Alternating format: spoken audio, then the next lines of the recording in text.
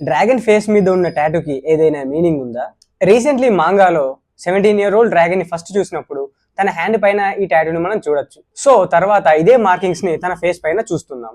దీని మీనింగ్ ఏంటి? ఏదైనా ఓతా లేకపోతే ప్యాక్టా? సో ఇది నేను తన హెరిటేజ్ కి సంబంధించింది అని చెప్తే, hi guys, this is day 30 of 30 days 30 One Piece theories you never heard of. ఇదే మన సిరీస్ లో లాస్ట్ రీల్. ఇది చాలా ఇంట్రెస్టింగ్ గా ఉండబోతుంది, లాస్ట్ వరకు చూసేయండి. సో కొన్ని కల్చర్స్ లో, కొన్ని ట్రైబ్స్ లో ఇలా స్పెసిఫిక్ టాటూస్ అనేవి పాస్ అవుతూ వస్తాయి. సో ఇది వాళ్ళకు ఒక ఐడెంటిటీ లాగా అని చెప్పొచ్చు.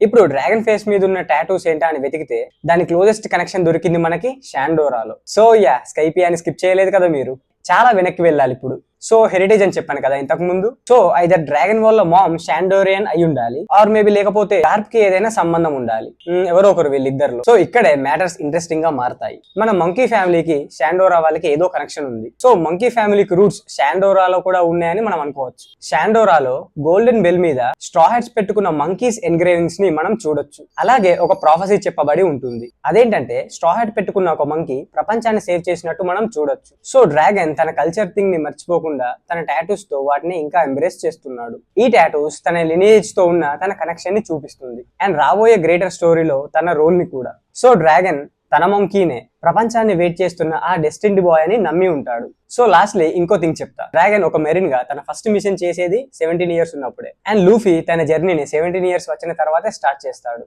ఒక మంచి ఫాదర్ అండ్ సన్ ప్యారలల్ కదా. సో ఈ థియరీ మీకు ఎలా అనిపించింది? దీనిపైన మీ ఒపీనియన్స్ ఏంటో కామెంట్ చేసేయండి, and don't forget to hit the follow.